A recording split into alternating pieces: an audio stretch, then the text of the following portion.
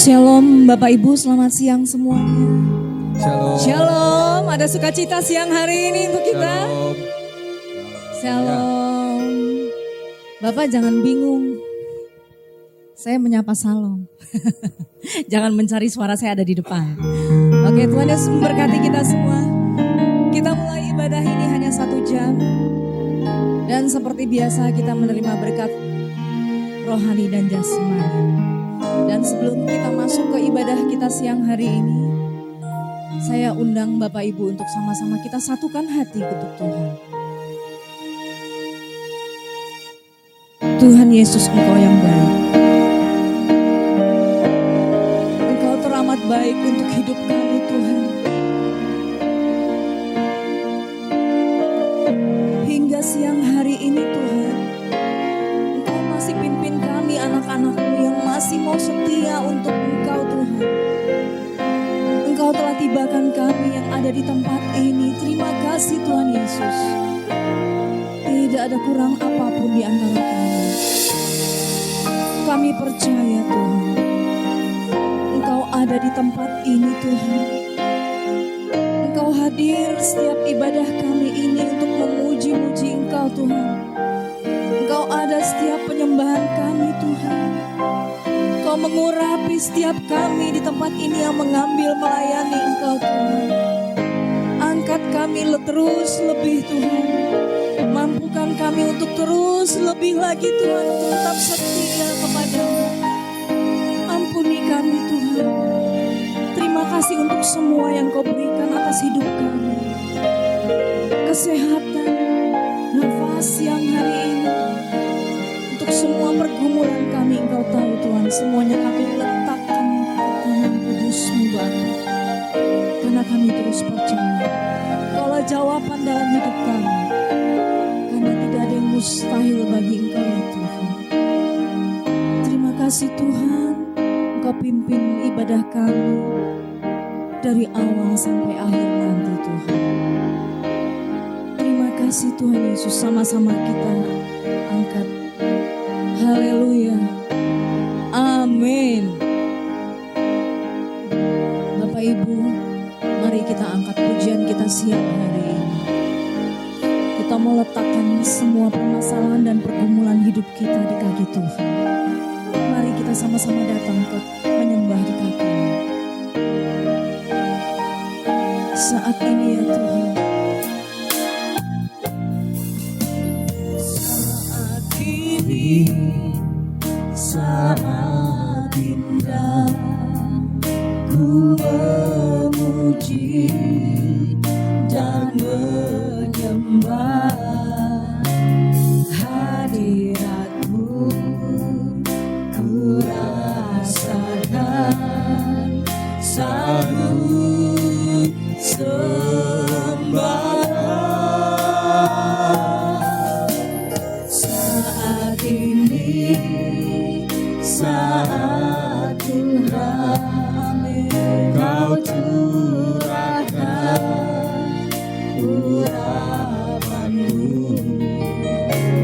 hadirat-Mu ku rasakan sanggup sembahkan. Sama-sama hadirat-Mu ku rasakan saat ini, saat ini. Urapan-Mu ku rasakan saat aku menyembah Kau Tuhan. Bapak Ibu, apapun pergumulan kita siang hari ini, doa kita siang hari ini, mari kita angkat, kita serahkan semua kepada Tuhan. Kita naikkan pujian ini sama-sama dari awal. Lebih lagi. Saat ini, saat indah, ku memuji dan menyembah hadirat-Mu, hadirat-Mu Tuhan. Kami merasakan siang sembahkan saat ini, saat indah Kau curahkan urapanmu, hadiratmu ku rasakan. Bapak Ibu, saya undang sama-sama kita berdiri. Sembahkan, Naikkan pujian ini. hadiratmu ku rasakan. Kami rasakan Tuhan hadirat-Mu di siang hari ini Tuhan. Saat ini Kami serahkan semua hidup kami, pergumulan kami Tuhan. Engkau tahu rasakan saat aku menyembahkan Tuhan. Hadiratmu ku rasakan saat ini, saat ini. Urapanmu ku rasakan saat aku menyembahkan Tuhan. jemaat Mount Hermon saja nyanyikan ini sekali lagi. Mari sama-sama jemaat Mount Hermon. Saat ini, saat ini, urapanmu ku rasakan saat aku menyembahkan Tuhan. Bapak Ibu, jemaat Mount Hermon, mari kita naikkan pujian ini sekali lagi. Apapun pergumulan kita kemarin-kemarin, Kau Tuhan tahu. Kita letakkan semua di kaki Tuhan. Mari kita naikkan pujian ini sama-sama. Lebih lagi, lebih lagi. Taruh semua permasalahan kita kepada Tuhan.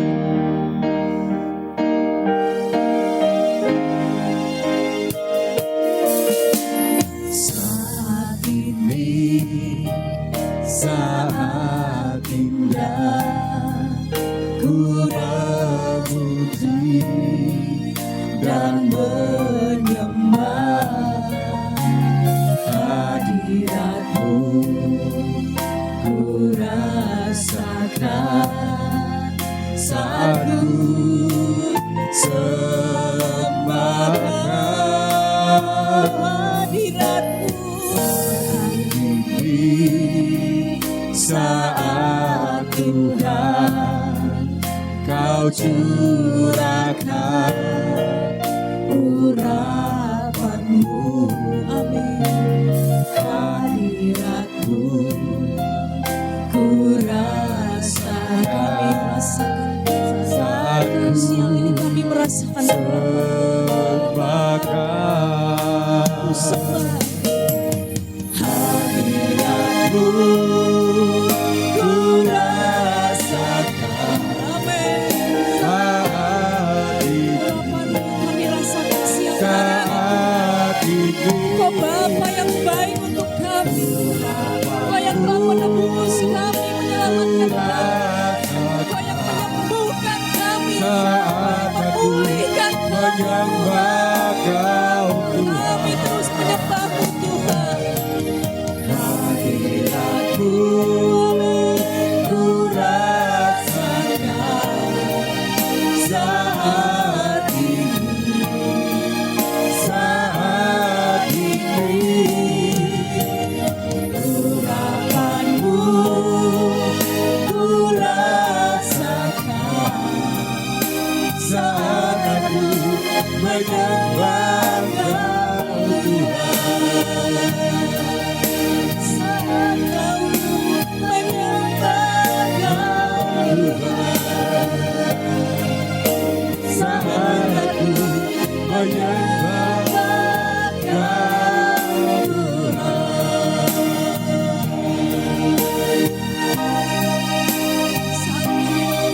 siang hari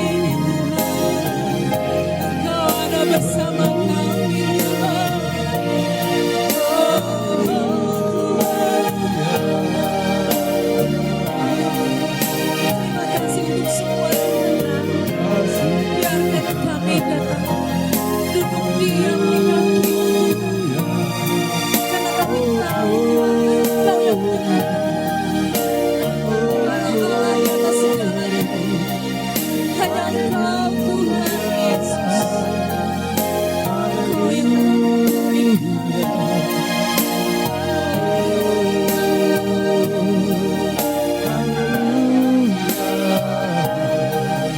yang kami tinggikan dari tempat ini.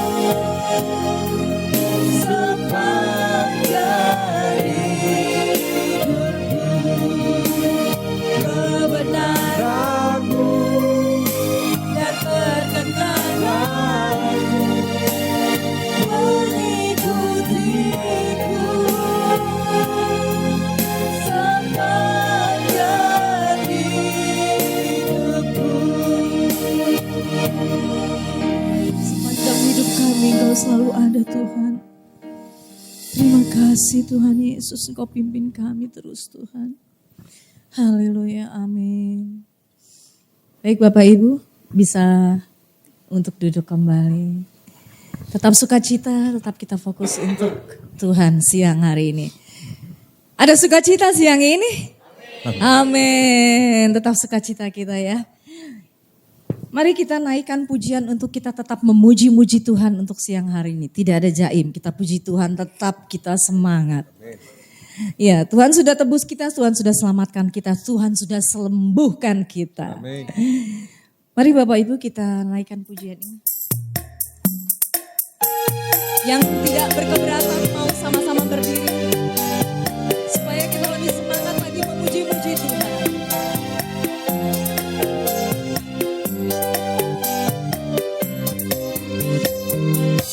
Betapa indahnya, oh betapa eloknya, bila saudara Seimbang hidup dalam persatuan.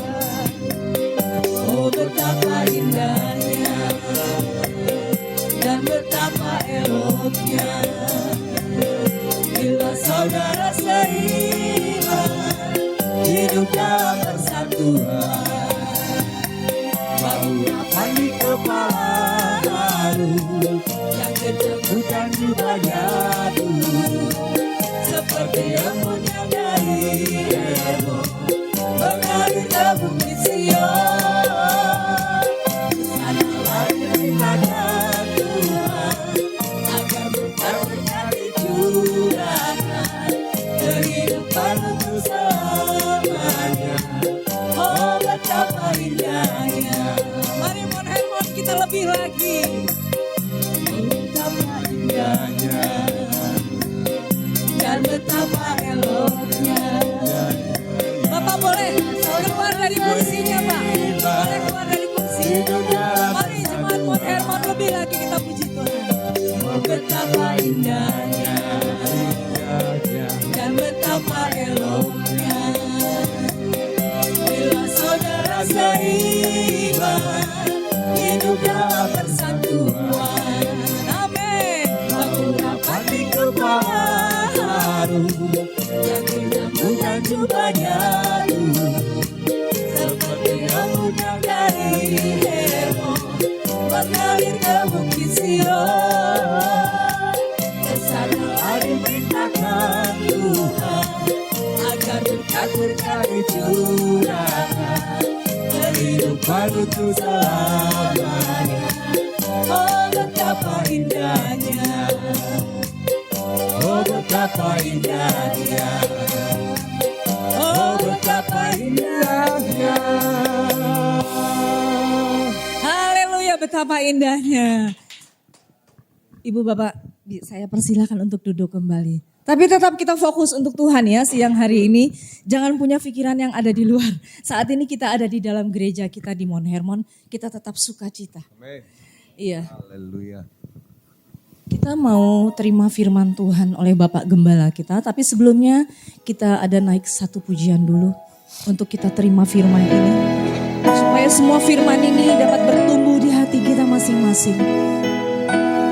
Tuhan, kami mau angkat tangan kami lebih lagi Tuhan. Bahwa kami menyerahkan seluruh hidup kami ke tangan-Mu Tuhan.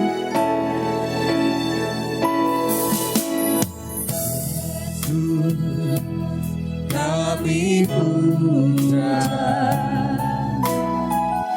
kami sembah sebagai Raja. Berdiri di tengah kami, ditinggikan dan dipuji.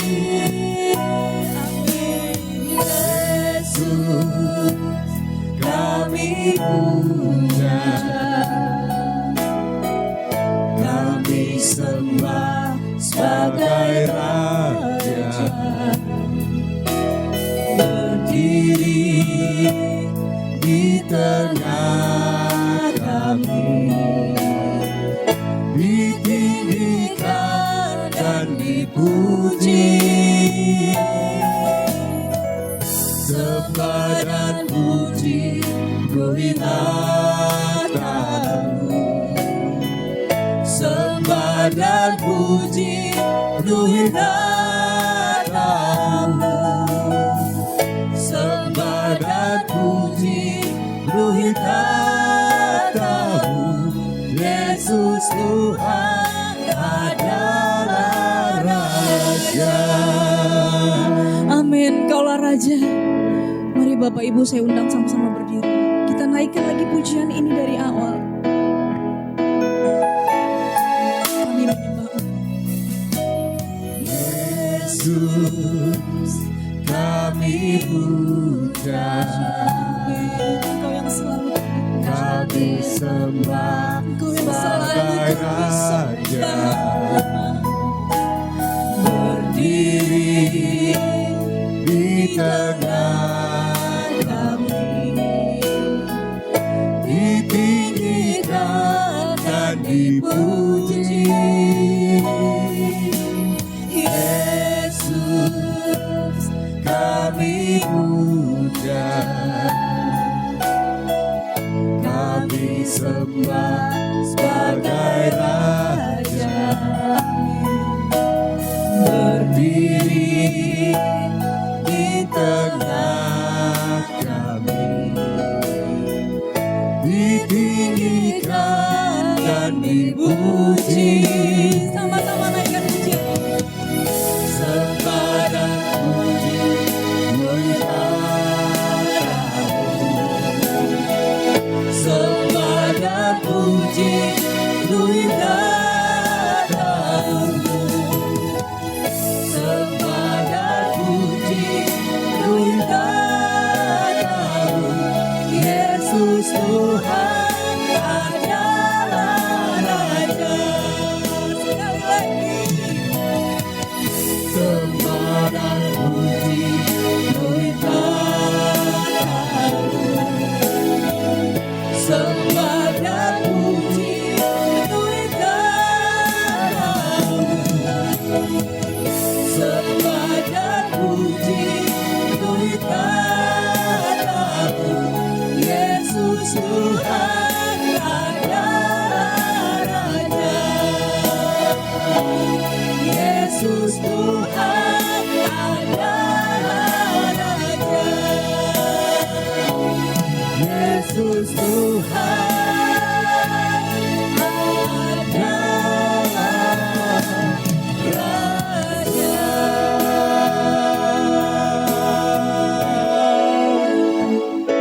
Benar Tuhan Yesus, Yesus Tuhan adalah Raja. Yesus Tuhan yang berkuasa di dalam kehidupan kami. Yesus Tuhan yang mulia di dalam kehidupan kami. Yesus Tuhan yang terutama di dalam kehidupan kami. Terima kasih Tuhan Yesus, kami telah memuji muliakan Tuhan, dan sebentar kami akan mendengarkan firman-Mu Tuhan. Urapi saya, urapi setiap kami yang hadir, sehingga firman ini bisa kami mengerti dan menjadi rema dan penuntun di dalam setiap langkah hidup kami. Berfirmanlah, dalam nama Yesus kami siap mendengarkan. Haleluya, sama-sama kita berkata amin. Silakan duduk Bapak Ibu. Aduh, saya tadi masih teringat tentang Gojek yang ojol yang sedang demo. Saya kepikir, jangan-jangan pendetanya telat karena ojolnya demo. Ternyata saya sendiri yang khotbah. Saya udah ngasih kode ke ibu, ini jadi gubrak. Iya, saya lihat kursi pendeta kok masih kosong. Saya lihat jam, udah jam segini. Ternyata saya sendiri yang khotbah. Haleluya. Iya, pokoknya happy aja gitu ya Bapak Ibu ya. Iya, saya sapa dulu Bapak Ibu semua. Shalom Bapak Ibu. Shalom, puji Tuhan, puji Tuhan. Saya senang berjumpa dengan Bapak Ibu semua. Saya berharap juga Bapak Ibu senang berjumpa dengan saya. Amin. Karena akan diberkati. Ya Bapak Ibu. Iya. Saudara nggak perlu khawatir akan apa yang ada terjadi di luar. Ya, kenapa? Karena ketika kita dalam Yesus, perlindungan proteksi Tuhan luar biasa atas hidup kita. Amin Bapak Ibu. Roh yang ada dalam kita jauh lebih besar daripada roh yang ada di dalam dunia. Nah, makanya kita pasti menang. Pasti. Pasti menang ya. Iya. Hari ini juga saya akan menyampaikan firman Tuhan yang judulnya bombastis. Judulnya adalah Misteri Taman Eden. Judulnya adalah Misteri Taman Eden. Apa judulnya Bapak Ibu? Misteri Taman Eden. Iya. Coba kita buka Kejadian 2 ayat 9. Iya. Kejadian 2 ayat 9. Kejadian 2 ayat 9. Sudah di sana Bapak Ibu. Ya, saya bacakan ya. Ini di depan sudah ada ayatnya. Lalu Tuhan Allah menumbuhkan berbagai-bagai pohon dari bumi yang menarik dan yang baik untuk dimakan buahnya. Dan pohon kehidupan. Ingat, pohon kehidupan itu satu. Di tengah-tengah taman itu. Serta pohon pengetahuan tentang yang baik dan yang jahat. Jadi ada 2 pohon di tengah taman ya. Ya, terus cuma itu aja. Iya, demikian. Jadi di tengah taman itu ada 2 pohon. Ya Bapak Ibu, 1 pohon kehidupan, yang kedua pohon pengetahuan yang baik dan yang jahat. Tidak ada pohon ketiga ya, apalagi pohon beringin gak ada ya. Enggak, jadi cuma 2 pohon. Ya, dan pohon kehidupan ini dampaknya apa ketika dimakan oleh Adam dan Hawa? Mereka beroleh hidup yang kekal. Dan dampaknya saudara lihat di dalam keturunan Adam dan Hawa. Manusia umurnya panjang. Sampai mendekati 1000 tahun. Iya Bapak Ibu, luar biasa kan? Sedangkan kita manusia sekarang 70 tahun itu sudah hebat. Iya kan? 70 tahun, umurnya berapa? 70 tahun, hebat gitu kan? Iya, kenapa? Karena banyak orang matinya juga muda. Sakit jantung tiba-tiba mati mendadak gitu Bapak Ibu ya. Iya kan? Iya. Kalau orang dulu, ya yang di Alkitab kalau saya baca umurnya bisa 900 tahun. Pokoknya mendekati 1000 lah Bapak Ibu. Iya. Iya kan? Iya. Tua-tua ya. Tua-tua kenapa? Inilah dampak Adam dan Hawa makan pohon kehidupan. Jadi masih berdampak. Masih berdampak. Iya Bapak Ibu. Makanya makin lama makin jauh dari Adam. Umur manusia makin pendek. Karena apa? Dampaknya makin kecil. Ya kan? Lalu pohon yang kedua pohon apa? Pengetahuan. Yang memberi pengetahuan yang baik dan yang jahat. Atau menunjukkan dosa atau tidak. Yang dilarang dimakan apa? Pohon apa? Pohon pengetahuan. Coba kita lihat. Kejadian 2 ayat 17. Ya, Kejadian 2 ayat 17 ini saya bacakan. Tetapi pohon pengetahuan tentang yang baik dan yang jahat itu, janganlah kau makan buahnya, sebab pada hari engkau memakannya, pastilah engkau mati. Katakan saya, pada hari. Ya, ya, pada hari engkau makannya, engkau pasti akan mati. Mati gak mereka? Ketika mereka makan, mati gak mereka? Nggak mati. Buktinya apa? Mereka punya keturunan. Ya kalau mereka mati nggak mungkin punya keturunan Kain dan Habel dan Set. Benar kan Bapak Ibu ya? Lalu apa yang dimaksud dengan ayat ini? Mati pada hari engkau makan. Pada hari itu juga engkau mati. Karena di hadapan Allah 1 hari adalah 1000 tahun. Dan 1000 tahun adalah 1 hari di hadapan Allah. Itulah sebabnya umur manusia di Alkitab tidak ada yang melewati 1000 tahun. Saudara itu, tuh kan luar biasa kan? Jadi nubuatan ini tergenapi. Ya, ancaman Allah ini tergenapi bahwa hari itu juga engkau akan mati. Matinya tidak sampai 1000 tahun. Karena di hadapan Allah 1 hari sama dengan 1000 tahun. Jadi klop. Jadi bukannya tidak terjadi nih, terjadi. Tapi kalau orang yang ngerti, katanya mati. Ternyata gak mati, akan bisa aja orang kan bertanya-tanya kan. Iya itu tergenapi. Kalau mereka juga sadar bahwa 1000 tahun di hadapan Allah adalah 1 hari. 1 hari di hadapan Allah 1000 tahun. Oke? Jadi karena itulah umur manusia di dunia ini tidak ada yang melampaui 1000 tahun. Oke, ya. Itu Bapak Ibu. Ya, jadi jadi ketika manusia belum jatuh dosa, Allah melarang Adam dan Hawa makan buah pengetahuan yang baik dan jahat. Tetapi terjadi sebaliknya. Ketika Adam dan Hawa jatuh dosa, yang dilarang adalah jangan makan pohon pengetahuan. Iya, jangan memakan pohon kehidupan. Jadi awalnya sebelum jatuh dosa larangannya jangan makan pohon pengetahuan. Tapi ketika manusia telah jatuh dosa justru yang dilarang Allah jangan makan pohon kehidupan.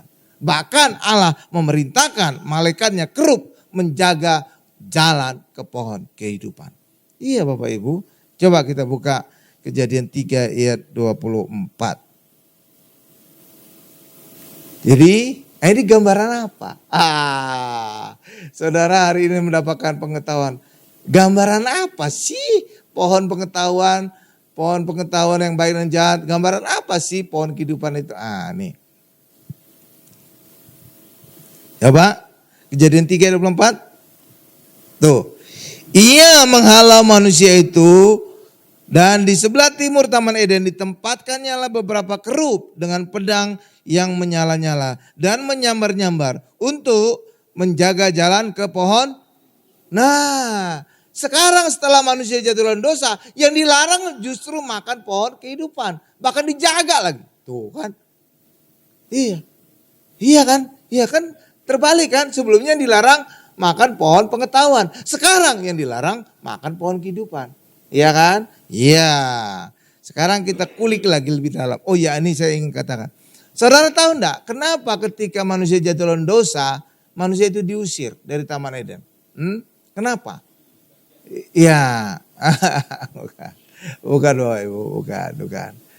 Di Taman Eden, manusia itu mendapatkan semua berkat yang Allah telah sediakan. Yang telah Allah sediakan bagi manusia. Sehingga manusia itu hanya menikmati anugerahnya saja. Tetapi ketika manusia makan pohon pengetahuan, itu artinya mereka menolak semua dari Allah, semua berkat dari Allah. Mereka ingin mengusahakan sendiri berkat mereka. Itulah sebabnya mereka terusir dari Taman Eden. Karena di Taman Eden semuanya Allah yang kerjakan. Tapi di luar sana Allah kemudian berkata kepada Adam, ya engkau harus mengerjakan semuanya sendiri. Nah saudara lihat itu makanya mereka diusir. Iya. Sekarang kita dalami lebih dalam lagi. Gambaran apa pohon di tengah Taman Eden itu? Pohon kehidupan itu adalah gambaran Tuhan Yesus. Kenapa bisa pohon kehidupan gambaran Tuhan Yesus? Ya, dampak dari pohon kehidupan tadi apa Bapak Ibu? Manusia menjadi beroleh hidup yang kekal kan? Nah, ketika kita juga makan Yesus saat perjamuan kudus, kita akan beroleh hidup yang apa? Kekal. Jadi pohon kehidupan itulah gambaran Tuhan Yesus yang akan memberikan kita hidup yang kekal. Tuh, kan? Saudara itu indah kan? Iya, itulah sebabnya ketika kita rajin perjamuan kudus, maka ini seperti gambaran Adam makan pohon kehidupan. Adam umurnya panjang, maka ketika kita juga rutin perjamuan kudus, umur kita juga panjang. Kita sehat. Gitu loh Bapak Ibu. Paham ya? Iya. Demikian juga, iya Bapak Ibu. Coba kita lihat deh. Coba kita lihat lah Yohanes 6 ayat 54 ketika orang makan perjamuan kudus itu makan Yesus, dia akan beroleh hidup kekal. Yohanes 6 ayat 54. Saya enggak baca semuanya, tapi saya baca yang hidup kekal. 6:54. Nah, 54 lewat. Nah, nih saya baca. Barang siapa makan dagingku dan minum darahku, itulah saat perjamuan kudus, ia mempunyai hidup yang kekal. Tuh, itu kata Tuhan Yesus ya. Sekarang kita bandingkan ketika Adam dan Hawa makan pohon kehidupan, Kejadian 3 ayat 22. Tuh. Jadi dampak dari pohon kehidupan itulah yang kita terima saat perjamuan kudus. Luar biasa ya. Luar biasa. Kejadian 3 ayat 22. Ini saya bacakan. Berfirmanlah Tuhan Allah, sesungguhnya manusia itu telah menjadi seperti salah satu dari kita, tahu tentang yang baik dan jahat. Maka sekarang jangan sampai ia mengulurkan tangannya dan mengambil pula dari buah pohon kehidupan itu. Pohon kehidupan ya, itu dan memakannya sehingga ia hidup untuk selama-lama. Itu kan hidup yang kekal, tuh kan? Setelah itu, jadi pohon kehidupan ini itu kemudian menjadi Tuhan Yesus yang memberikan kita hidup yang kekal. Sebaliknya pohon pengetahuan itu gambaran apa Bapak Ibu? Dampak pohon pengetahuan apa? Membuat Adam dan Hawa tahu yang baik dan yang jahat. Nah, itu sama dengan dampak dari hukum Taurat. Membuat orang kenal dosa, tahu mana yang baik dan yang jahat. Ayatnya mana Pak? Kita buka Roma 3 ayat 20. Luar biasa. Roma 3 ayat 20. Ini saya bacakan. Sebab tidak seorang pun yang dapat dibenarkan di hadapan Allah oleh karena melakukan hukum Taurat. Itu kata ayat, bukan kata saya. Jadi orang Kristen jangan melakukan hukum Taurat untuk menjadi benar di hadapan Allah. Tidak akan pernah terjadi. Itu kata ayat, bukan kata saya. Lanjutkan. Karena justru oleh hukum Taurat orang mengenal dosa. Jadi lewat hukum Taurat orang mengenal dosa. Gimana bisa Pak? Penjelasan gimana? Gini saya tanya saudara. Mencuri itu dosa gak ada Bapak Ibu? Hah? Dosa. Dari mana saudara tahu? Karena apa? Ada hukum yang melarang. Jangan mencuri. Hukum apa itu? Hukum Taurat. Jadi lewat hukum Taurat itulah kita tahu mencuri itu dosa. Jadi sesuai tadi kata ayat tadi. Oleh hukum Taurat orang mengenal dosa. Nah gitu Ibu. Coba tanya lagi. Berzina itu dosa enggak? Dosa. Kenapa? Ada larangan dari hukum Taurat. Jangan berzina.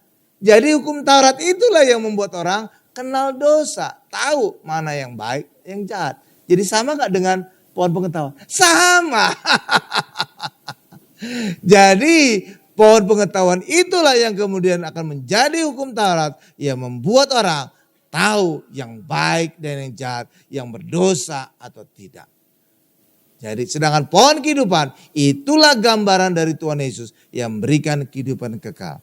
Jadi di tengah Taman Eden itu ada dua pohon, pohon kehidupan dan pohon pengetahuan. Ini yang Adam dan Hawa harus pilih. Iya Bapak Ibu. Hal yang sama juga dengan kita hari ini, kehidupan orang Kristen. Kita harus memilih Tuhan Yesus atau hukum Taurat. Nggak bisa dua-duanya. Oke, ketika kita memilih Tuhan Yesus, maka kita akan berada di hidup kekal. Ketika kita memilih hukum Taurat, saudara tidak akan pernah benar di hadapan Allah. Itu kata ayat, bukan kata saya. Dan juga saudara akan mengenal dosa. Pak, kalau demikian, apakah orang Kristen, Pak, tidak boleh melakukan hukum Taurat, Pak? Kan hukum Taurat itu baik, Pak. Kan ada larangan, jangan mencuri. Kan bagus tidak mencuri. Jangan berzina, kan bagus tidak berzina. Apakah orang Kristen mengabaikan itu, Pak? Oh tidak, Bapak Ibu. Tidak. Yang tidak boleh adalah kita melakukan hukum Taurat untuk menjadi benar di hadapan Allah. Jadi hukum Taurat itu jangan kita lakukan sebagai syarat. Tetapi hukum Taurat itu harus kita lakukan sebagai buah roh di dalam kehidupan kita. Saudara lihat bedanya apa?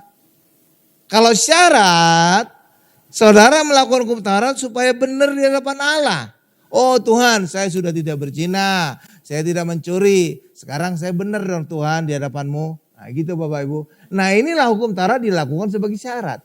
Sedangkan kalau kita di dalam Yesus, saudara sudah benar oleh darah Yesus. Jadi kita melakukan hukum Taurat karena kita sudah benar. Jadi sebagai buah, bukan lagi syarat. Karena kita sudah benar, maka hendaklah kita melakukan hukum Taurat. Nah gitu loh Bapak Ibu.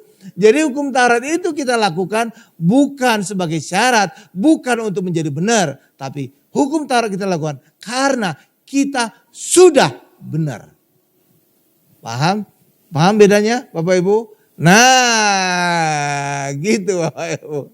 Haleluya, haleluya. Iya, jadi hukum Taurat itu masih orang Kristen lakukan, tetapi dalam konteks yang berbeda. Kalau dalam perjanjian lama yang Tuhan Yesus belum menggenapi hukum Taurat, orang Israel melakukan hukum Taurat sebagai syarat untuk menjadi benar di hadapan Allah. Tapi sekarang kita dalam perjanjian baru yang telah Yesus kerjakan, mati di atas kayu salib, maka kita melakukan hukum Taurat sebagai buah roh di dalam kehidupan kita. Saudara bedanya? Nah, jadi kalau dalam perjanjian lama kita menjadi benar karena melakukan hukum Taurat, sedangkan dalam perjanjian baru kita sudah benar, maka hendaklah kita melakukan hukum Taurat. Nah, beda ya. Saudara bedanya ya? Cakep. Lihat ya. Iya. Ya, haleluya, haleluya. Nah, ketika orang Kristen, jadi sama seperti pohon di tengah taman itu, bahwa pohon kehidupan dan pohon pengetahuan, nggak boleh dimakan dua-duanya, salah satunya aja. Ketika Adam dan Hawa masih belum jatuh dosa, mereka makan pohon kehidupan. Dan ketika mereka makan pohon kehidupan, dilarang Allah makan pohon pengetahuan. Sebaliknya ketika Adam dan Hawa sudah makan pohon pengetahuan dan mereka jatuh dosa, maka Allah melarang Adam dan Hawa makan pohon kehidupan. Setelah itu bedanya. Hal yang sama juga dengan kehidupan orang Kristen. Karena kita telah percaya Yesus, karena kita telah makan tubuh Yesus, tubuh dan darah Yesus, kita makan pohon kehidupan itu, maka Allah melarang kita makan pohon pengetahuan. Maka orang Kristen dilarang hidup di bawah hukum Taurat. Paham itu Bapak Ibu? Maksudnya hidup adalah orang Kristen jangan lagi untuk menjadi benar dengan melakukan hukum Taurat, dengan mengandalkan perbuatannya. Itu yang dilarang Allah. Karena apa? Kita sudah benar di dalam Yesus. Ya Bapak Ibu ya. Iya. Itulah sebabnya di dalam Galatia 5 ayat 4 dikatakan orang Kristen akan lepas dari Kristus. Ya, ketika orang Kristen hidup di dalam hukum Taurat untuk menjadi benar. Coba kita lihat Galatia 5 ayat 4. Nanti versi bahasa Inggrisnya juga Ibu ya. Oke. Sekarang bahasa Indonesianya juga. Galatia 5 ayat 4. Sudah di sana? Nih saya bacakan. Kamu lepas. Katakan sama-sama saya. Lepas. Lepas dari Kristus. Itu kan gawat kan. Kita lepas dari Kristus. Kita bukan lagi dalam Kristus. Kenapa? Apa penyebabnya? Jikalau kamu mengharapkan kebenaran oleh hukum Taurat. Nah, jadi ketika orang mengandalkan perbuatannya untuk benar di hadapan Allah, dia akan lepas dari Yesus. Ketika orang melakukan hukum Taurat untuk menjadi benar di hadapan Allah, kita lepas dari Kristus. Kenapa? Karena sudah berbeda. Ketika kita dalam Yesus, kita sudah dibenarkan oleh darah Yesus. Tapi ketika kita mengandalkan perbuatan kita, itulah hidup di dalam hukum Taurat, mencari kebenaran dalam hukum Taurat. Terus lanjutkan, kamu hidup di luar kasih karunia. Tuh. Coba bahasa Inggrisnya, Bu. Nih, kalau bahasa Indonesianya kita lepas dari Kristus. Kalau kita mengandalkan hukum Taurat, sebaliknya Yesus no effect. Nah, King James. Tuh garis bawah Ibu, no efeknya di blok, Bu. Nah, tuh, saudara lihat itu. Jadi kalau kita mencari kebenaran dengan melakukan hukum Taurat, atau kita mengandalkan perbuatan kita untuk benar di hadapan Allah, maka Yesus tidak berdampak bagi kita. No effect. Ya tuh saudara lihat itu, no effect. Yesus tidak berdampak bagi kita. Kenapa? Karena itu dua hal yang berbeda, seperti pohon pengetahuan dan pohon kehidupan. Salah satu harus dipilih, nggak bisa dua-duanya. Jadi kalau kita mengandalkan hukum Taurat, kita lepas dari Kristus, kita no effect terhadap Kristus. Tapi sebaliknya, ketika kita dalam Yesus, kita tidak boleh mengandalkan perbuatan kita dengan melakukan hukum Taurat. Jadi hal itu, ini perbandingan. Itu yang terlihat dalam Taman Eden tadi. Ketika belum jatuh dosa, manusia masih makan pohon kehidupan, mereka dilarang makan pohon pengetahuan. Tetapi ketika mereka jatuh dosa, karena telah makan pohon pengetahuan, mereka dilarang makan pohon kehidupan. Tuh kan, itu yang sama terjadi sekarang ini. Ketika kita dalam Yesus, kita tidak boleh hidup dalam hukum Taurat. Sebaliknya ketika kita hidup dalam Taurat, Yesus tidak berdampak bagi kita. Tuh kan, jadi pilih salah satu ya. Nggak bisa dua-duanya ya. Paham ya Bapak Ibu ya. Tapi nggak tahu gimana ya. Jarang-jarang di khotbah pendeta nih ya. Karena mereka juga nggak ngerti.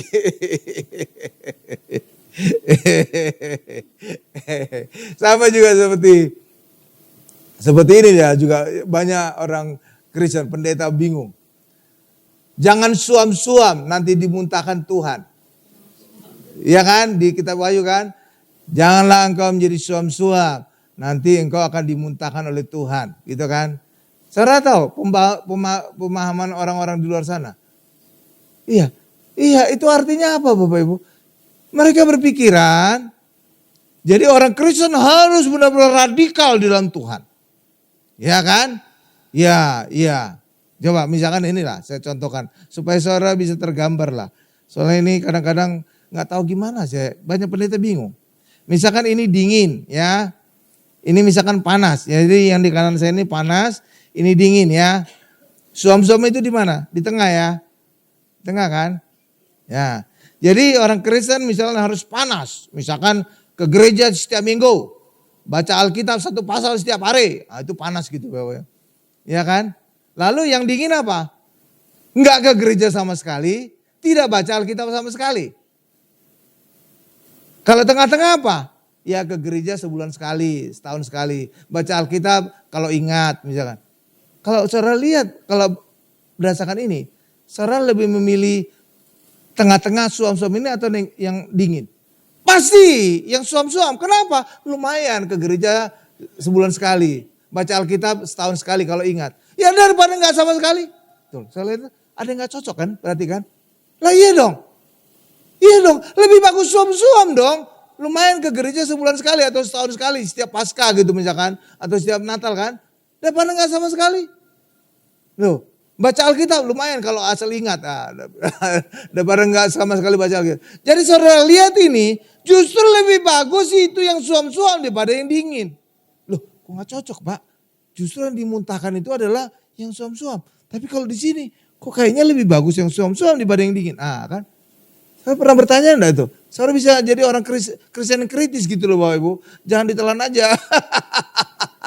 Lah iya dong, kalau dari hal ini kita akan bisa melihat lebih bagus yang suam-suam Pak dibandingkan yang dingin. Kenapa? Kalau yang dingin sama sekali nggak ke gereja Pak. Kalau yang suam-suam masih mending, setahun sekali gitu asal Paskah Natal kan lumayan. Demikian juga yang dingin nggak baca Alkitab sama sekali. Lah ini asal ingat baru baca Alkitab. Kan masih mending. Tapi kok justru yang suam-suam yang dimuntahkan Pak? Nah kan, saudara bisa bertanya, kritis saudara jadinya. Iya benar juga ya. Iya kan Bapak Ibu kan? Iya kan? Saudara tahu, itu bukan masalah sikap kita yang panas dan dingin tentang kerohanian kita. Bukan. Nih, saya jelaskan kepada banyak pendeta. Yang dimaksud dengan suam-suam adalah kita harus memilih Yesus atau hukum Taurat. Kalau Yesus harus Yesus saja, tidak boleh menyentuh Taurat. Kalau Taurat harus Taurat saja, tidak berdampak kepada Yesus. Jadi tengah ini adalah suam-suam, maksudnya adalah tidak mencampur Yesus dengan hukum Taurat. Itu yang maksud suam-suam. Paham Bapak Ibu, paham pendeta? Supaya pengajarannya nggak keliru. Kalau berdasarkan sikap panas dan dingin tentang kita beribadah ke gereja, baca Alkitab, lebih bagus suam-suam dibandingkan dingin sama sekali. Lah iya dong, masih mending ke gereja setahun sekali daripada nggak sama sekali. Tuh, masih mending baca Alkitab asal ingat. Kalau ya kan, lah iya dong. Kita pakai logika. Cerdas orang Kristen jadinya. Jadi yang dimaksud suam-suam adalah jangan mencampur pohon kehidupan dengan pohon pengetahuan. Jangan mencampur Tuhan Yesus dengan hukum Taurat. Gitu loh Neng. Paham? Kalau berdasarkan tadi ke gereja atau baca Alkitab, lebih mending suam-suam dong. Mesti ada ke gerejanya, mesti ada baca Alkitabnya kan. Nah iya, daripada nggak sama sekali, kan repot itu. Itu, pendeta cerdas dong.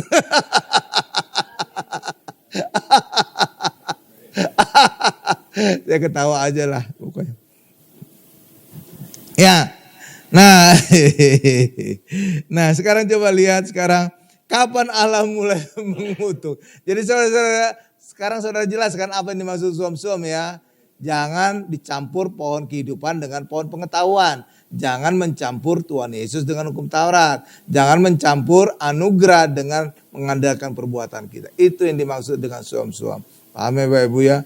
Bukan masalah ke gereja rajin atau tidak baca Alkitab. Lah kalau masalah gitu lebih bagus suam-suam dong. Mesti adanya gitu.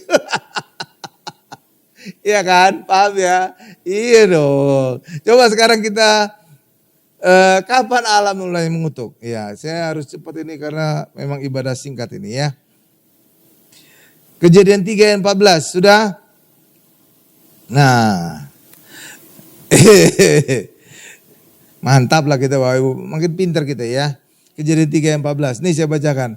Lalu berfirmanlah Tuhan Allah kepada ular itu, karena engkau berbuat demikian, terkutuklah engkau di antara segala ternak dan di antara segala binatang hutan. Dengan perutmu lah engkau akan menjalar dan debu tanah akan kau makan seumur hidupmu. Perutmu lah, katakan sama-sama saya, perutmu lah engkau akan menjalar. Nah, ini saya tunjukkan satu singkapan ini. Mau singkapan? Jadi Allah mengutuk dengan perut ular lah dia akan menjalar. Maksudnya apa Pak? Banyak masalah hidup kita menjalar karena perut. Terlalu banyak makan, kegendutan. Terlalu banyak kolesterol, orang sakit kolesterol. Terlalu banyak makan manis-manis, diabetes. Tuh. Jadi dari perut menjalar. Itulah arti nubuat tadi. Dengan perutmu lah engkau akan menjalar. Jadi setan masalah menjalar karena perut. Tuh. Karena itu tuh singkapan. Keren. Iya kan? Iya kan? Itu maksudnya. Demikian juga karena perut orang bisa berbuat dosa. Contoh. Karena kelaparan orang bisa melakukan kriminalitas. Tuh kan? Iya dong. Coba Pak di luar sana. Karena mereka gak makan bisa melakukan hal-hal yang negatif. Benar Bapak? Tuh karena perut. Demikian juga Elimelek dan Naomi pergi meninggalkan Bethlehem, pergi ke Moab. Kenapa? Perut, terjadi kelaparan di Bethlehem. Tuh. Demikian juga Esau menjual hak kesulungannya kepada Yakub. Kenapa? Karena perut. Dia lapar, oke, hak kesulungan saya jual. Ya asal saya mendapatkan semangkok kacang merah. Jadi karena urusan perut kan. Itulah arti dari tadi. Dengan perut mula setan, engkau akan menjalar. Jadi masalah banyak timbul karena perut. Tuh paham ya. Tuh singkapan. Ya lanjut. Ya, jadi ini adalah kutukan Allah terhadap ular. Kapan Allah mulai mengutuk? Bukan ketika Adam dan Hawa makan buah pohon pengetahuan. Bukan. Ketika Adam dan Hawa makan buah pengetahuan yang baik dan yang jahat, dampak pertama apa? Bukan kutuk, tapi mereka sadar, mereka telanjang. Iya, itu bukan kutuk ya, bukan. Iya, mereka sadar, mereka telanjang. Itu dampak pertama ketika mereka makan buah, bukan kutuk. Lalu mereka membuat cawa dari daun pohon ara ya. Ya kan? Iya. Jadi dampak pertama dari buah pohon pengetahuan itu mereka sadar mereka telanjang. Bukan dikutuk, bukan. Jadi kutuk timbul ketika kapan Pak? Ketika manusia saling menyalahkan. Adam menyalahkan Hawa. Nih Tuhan, wanita yang kau tempatkan di sisiku, dialah yang memberikan buah itu kepadaku. Dan kebetulan aku lapar, aku makanlah. Enggak ada itu improve ya. Ya, dia yang memberikan buah itu kepadaku. Benarkah Bapak Ibu? Jadi Adam sudah menyalahkan Hawa. Jadi Adam sudah menunjuk hidungnya Hawa. Benar? Padahal sebelumnya Adam memuji-muji kehadiran Hawa di sisinya. Inilah tulang dari tulangku. Oh cantik banget nih. Iya kan Bapak Ibu ya? Iya. Sebelumnya dipuji-puji kan? Iya Adam ngomong gitu. Ada ayatnya. Dialah tulang dari tulangku. Wah. Berarti hebat banget itu Bapak Ibu. Puji luar biasa ya. Tapi setelah makan buah itu. Adam langsung nunjuk hidungnya Hawa. Ini yang pura gara-gara. Nih gara-gara. Tuh kan. Sudah salahkan kan. Sudah saling nyalakan kan. Demikian juga ketika Hawa disalahkan. Hawa nunjuk ular. Ini ular yang menggoda saya. Tuh kan Bapak Ibu. Jadi udah saling nunjuk-nunjuk gitu Bapak Ibu. Ya, nanti ular. Nah Tuhan yang salah. Kenapa taruh buah pohon pengetahuan di tengah taman. Nah itu nanti ujungnya kembali ke Allah juga.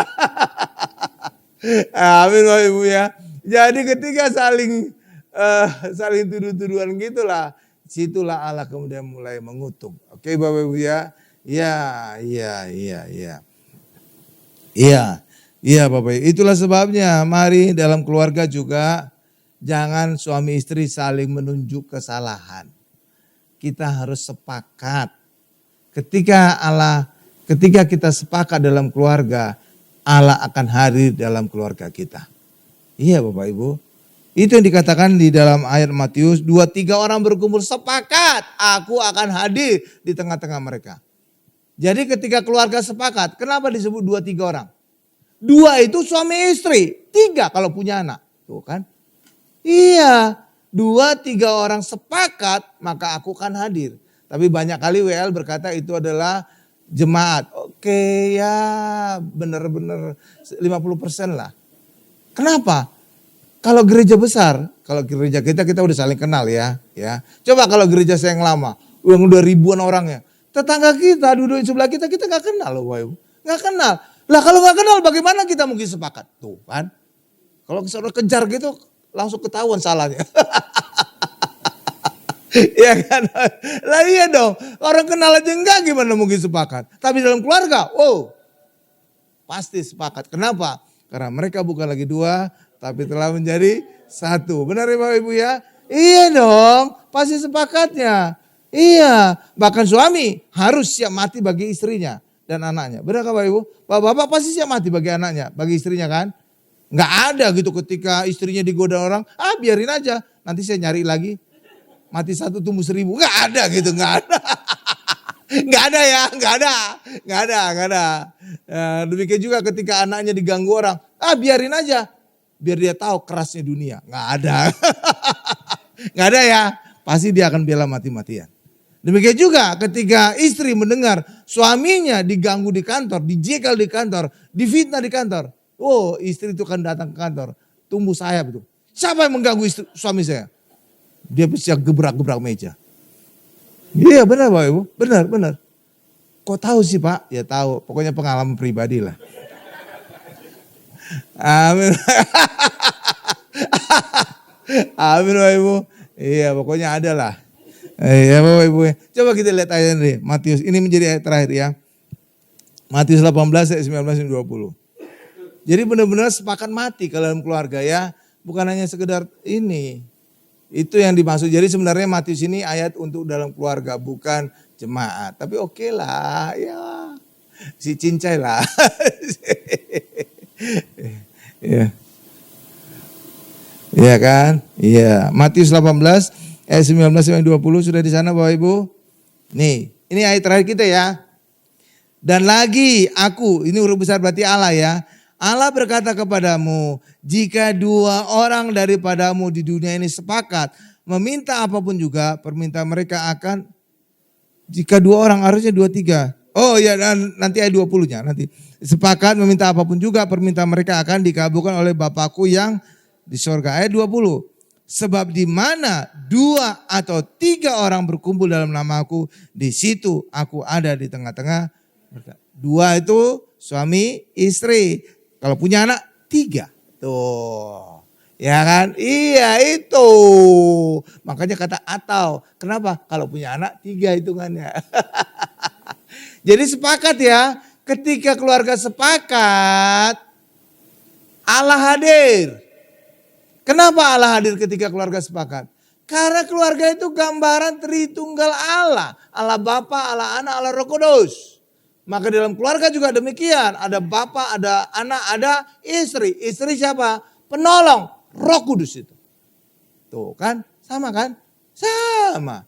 Jadi gambaran Tritunggal Allah. Maka Allah hadir. Gambarannya ada di dalam keluarga. Tapi kalau ini cekcok, Allah tidak mau hadir.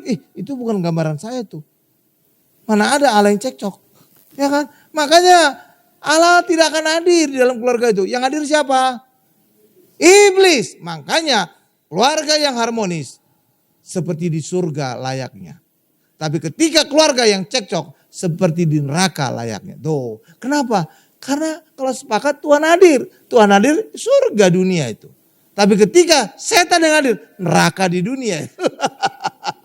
Terus itu tuh ya paham ya. Oh cakep ya. Cakep ya. Haleluya. Karena itulah Allah ingin keluarga itu sepakat. Karena bila tidak maka Allah akan mengutuk atau memukul bumi. Iya. Jadi tadi pertama Allah mengutuk ular. Kedua Allah mengutuk perempuan ketika terjadi dosa. Tapi Adam dikutuk gak Bapak Ibu? Nah, Adam dikutuk gak? Ular dikutuk ya? Ya kan? Engkau akan menjalar dengan perutmu dan debu tanahlah akan kau makan seumur hidupmu. Demikian juga perempuan dikatakan engkau akan susah saat hamil dan sakit saat melahirkan. Yang ketiga, Allah mengutuk Adam enggak? Siapa yang setuju? Siapa yang setuju? Kutuk, angkat tangan. Siapa yang setuju tidak dikutuk? Enggak ada yang setuju, saya yang setuju. Saya dapat tadi ya Bu Odi. Saudara kalau baca ayatnya itu, Allah tidak mengutuk Adam. Tapi Allah mengutuk tanah karena Adam. Bukan Adam yang dikutuk. Coba Bu, baca Kejadian 3 Bu. Ayat berapa itu ya? Kejadian 3 ayat agak-agak belasan Bu, belasan. Terus sedikit lagi. Terus Bu, terus scroll. Stop. Jadi Allah telah mengutuk perempuan, engkau akan birahi kepada suami dan ia akan berkuasa atasmu. Ayat 17 nih ya, ayat 17. Lalu firman-Nya kepada manusia itu, karena engkau mendengarkan perkataan istrimu dan memakan dari buah pohon yang telah aku perintahkan kepadamu, jangan makan daripadanya. Maka, terus Bu scroll. Maka terkutuklah tanah bukan Adam. Tuh. Iya tuh kan. Iya benar ya. Yang terkutuk tanah bukan si Adam. Si Adam itu udah menikah sama Inul. Ya kan. Ya tuh. Lanjutkan lagi. Maka terkutuklah tanah karena engkau. Karena Adam. Jadi terkutuklah tanah karena engkau Adam. Jadi bukan si Adam yang dikutuk. Oke Bapak Ibu ya. Tanah yang dikutuk karena engkau dengan berusaha payah engkau akan mencari rezekimu dari tanah seumur hidupmu. Tuh, jadi Adam nggak dikutuk ya. Kata ayat loh, bukan kata saya tuh, kata ayat itu. Ya oke ya. Jadi ular dikutuk, wanita dikutuk, Adam nggak dikutuk ya. Oke. Oke Bapak Ibu ya. Kesimpulan, saya simpulkan khotbah saya. Di Taman Eden Allah telah memberi gambaran Tuhan Yesus dan hukum Taurat pada pohon kehidupan dan pohon pengetahuan. Amin Bapak Ibu. Amin, kita tundukkan kepala kita. Terima kasih Tuhan untuk firman-Mu hari ini. Hari ini kami disingkapkan tentang misteri Taman Eden. Hari ini kami belajar banyak hal tentang pohon kehidupan dan pohon pengetahuan. Pohon kehidupan itu ternyata adalah gambaran dari Tuhan Yesus yang memberikan kami sekarang ini kehidupan kekal saat menerima perjamuan kudus. Demikian juga pohon pengetahuan adalah gambaran dari hukum Taurat yang membuat kami hari ini mengenal akan dosa. Karena itulah kami hari ini hanya di dalam Yesus saja agar kami hari ini beroleh hidup yang kekal. Terima kasih Tuhan untuk firman-Mu, dalam nama Yesus kami berdoa dan mengucap syukur. Haleluya. Sama-sama kita berkata amin.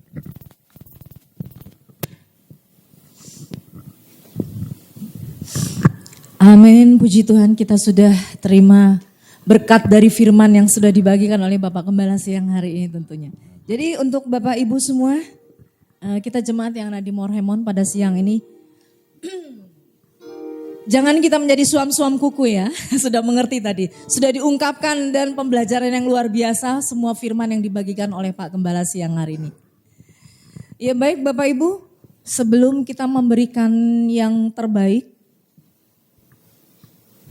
mari sama-sama kita naikkan dulu. Kita naikkan dulu doa untuk Tuhan Yesus. Tuhan terima kasih. Kami telah terima semua firman yang diberikan oleh Bapak Gembala kami. Firman yang luar biasa yang mengungkap semuanya untuk kami Tuhan. Terima kasih Tuhan, kami akan menjadi anak-Mu yang tetap setia, tidak mau dengan setengah-setengah Tuhan. Tidak mau dengan suam-suam Tuhan.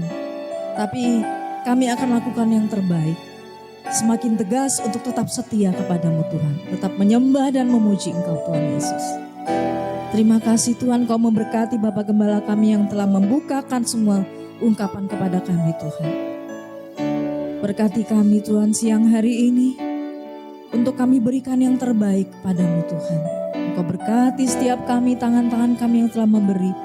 Agar semua yang kami lakukan semua berhasil Tuhan. Setiap keluarga di antara kami Engkau berkati kantor. Untuk kesehatan, untuk semua keperluan kami Tuhan. Terima kasih Tuhan Yesus.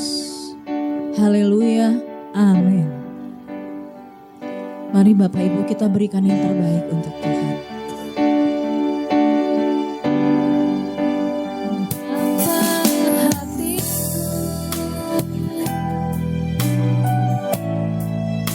Berterima kasih Yesus, Kau mengasihiku, Kau memilikiku. Hanya ini Tuhan persembahanku, segenap hidupku, jiwa dan ragaku, Bapa ku miliki, harta kekayaan yang cukup berarti, untuk ku persembahkan. Hanya ini Tuhan permohonanku. Terimalah Tuhan persembahanku, pakailah hidupku sebagai alatmu seumur hidupku. Baik, kita mendengarkan pengumuman siang hari ini dari gereja kita Mount Hermon. Shalom jemaat yang dikasihi Tuhan. Berikut ini pengumuman sepekan dari Mount Hermon Church, Ratu Plaza Lantai 1, Jalan Sudirman, Jakarta. Terima kasih kepada Bapak Gembala Sidang Pendeta Dr. Insinyur Hari Saragi atas pelayanannya hari ini. Tuhan Yesus memberkati. Kami mengundang Bapak, Ibu, dan Saudara semua kembali hadir dalam ibadah Praise and Worship hari Jumat tanggal 30 Agustus jam 18 yang akan dilayani oleh Pendeta Joyman Waruwu dan Jacqueline Fonda. Jadwal ibadah hari Minggu tanggal 1 September 2024. Sesi pertama jam 10.30 akan dilayani oleh Bapak Gembala Sidang Pendeta Dr. Insinyur Hari Saragi. Sesi kedua jam 13.30 akan dilayani oleh Pendeta Ming Ming. Sesi ketiga jam 15.30 akan dilayani oleh Pastor Nixon Siregar. Di setiap ibadah minggu disertai perjamuan kudus dan altar call yang dilayani oleh Bapak Gembala Sidang Pendeta Dr. Insinyur Hari Saragi. Mari ajak saudara, famili, teman, dan kolega Anda untuk menerima mujizat kesembuhan. Berikut ini beberapa informasi terkait kegiatan pelayanan dan lomba yang diadakan oleh Mount Hermon Church. Lomba khotbah dan lomba worship leader masih berlangsung hingga bulan September. Jemaat yang ingin berpartisipasi dalam lomba silakan menghubungi nomor sekretariat dari Mount Hermon Church. Kepada peserta yang telah mengikuti lomba, dihimbau untuk tetap menghadiri ibadah di Mount Hermon Church yang akan dihitung sebagai nilai tambah. Training kelas digital batch kelima akan kembali diadakan tanggal 29 dan tanggal 30 Agustus. Mari bergabung karena kami menyiapkan hadiah bagi 3 orang yang berpartisipasi aktif mengikuti kelas training. Bagi jemaat yang ingin mengikuti khotbah atau kegiatan pelayanan lainnya dari Mount Hermon Church, silakan berkunjung ke akun YouTube kami, Gereja Spasi Hermon. Dapatkan hadiah spesial dari kuis berhadiah yang diadakan oleh Mount Hermon Church dengan menjawab pertanyaan berikut ini. 1. Sebutkan judul khotbah Bapak Gembala Sidang Pendeta Dr. Insinyur Hari Saragi pada ibadah Minggu 25 Agustus 2024, sesi 1 jam 10.30. Untuk menjawab pertanyaan ini, silakan berkunjung ke akun YouTube kami. Yang kedua, apa judul khotbah pada ibadah Minggu 1 September 2024? Untuk menjawab pertanyaan ini, silakan hadir secara onsite di salah satu sesi ibadah kami. Segera kirim jawaban melalui WhatsApp dan hadiahnya akan dibagikan setiap hari Minggu. Berikut ini foto pemenang kuis edisi sebelumnya. Bagi Anda yang membutuhkan pelayanan dari Mount Hermon Church, Anda dapat menghubungi nomor 0811 1001 1285 atau silakan scan QR code berikut ini untuk memperoleh informasi lengkap. Mari tetap terhubung dengan kami melalui sosial media dari Mount Hermon Church. Demikian pengumuman sepekan. Tuhan Yesus memberkati.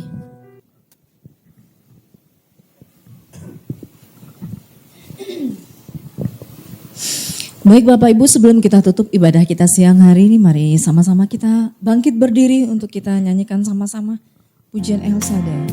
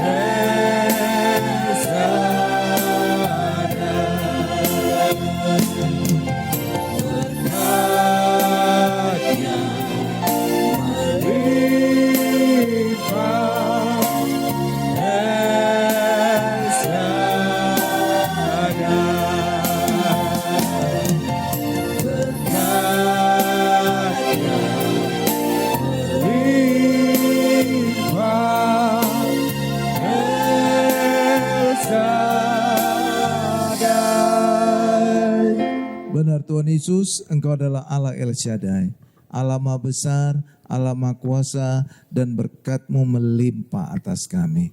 Terima kasih Tuhan Yesus, terima kasih untuk saat ibadah karyawan dan profesional ini Tuhan. Walaupun singkat, kami sungguh mengalami jamahan lawatan kuasa-Mu Tuhan. Sembuhkan kami setiap kami yang hadir Tuhan, agar kami tetap sehat, tidak ada sakit, tidak ada meriang, tidak ada sakit perut, tidak ada apapun Tuhan gangguan kesehatan Tuhan.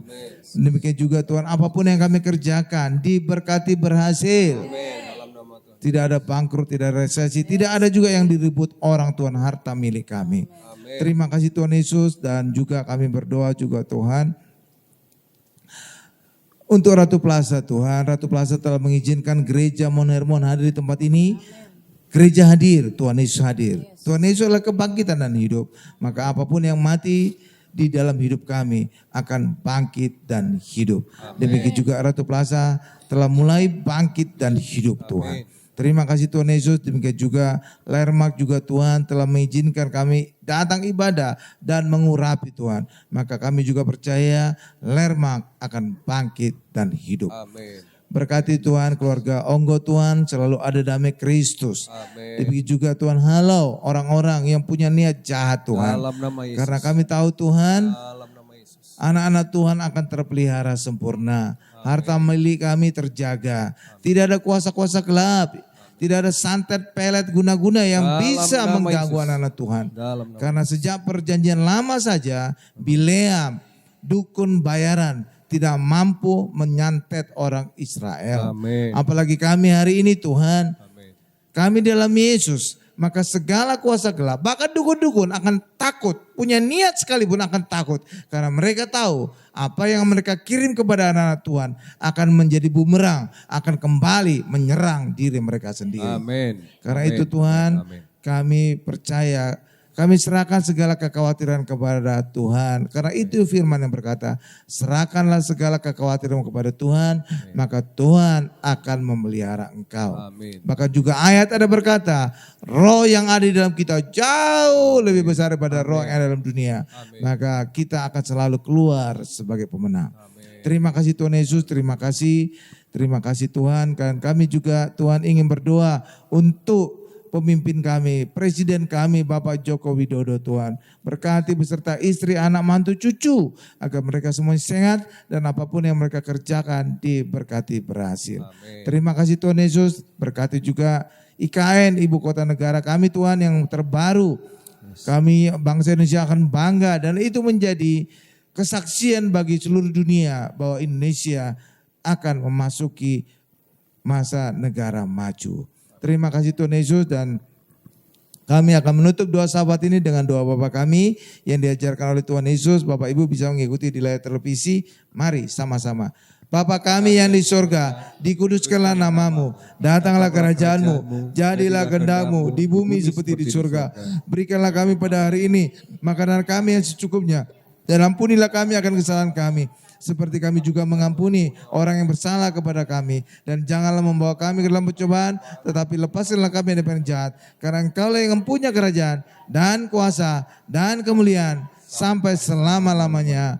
Amin. Mari angkat kedua tangan kita, siapkan hati kita untuk menerima berkat-berkat dari Allah Bapa yang Maha Kuasa. Berkat dari Allah Bapa yang Maha Kuasa, kasih karunia dari Tuhan Yesus, serta penyertaan Roh Kudus menyertai kami mulai hari ini sampai selama-lamanya. Haleluya. Sama-sama kita berkata, amin. Amin.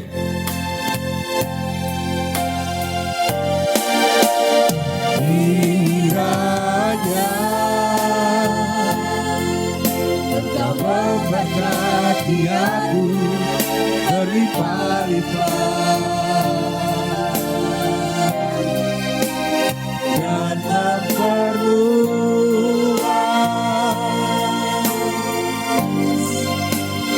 daerahku.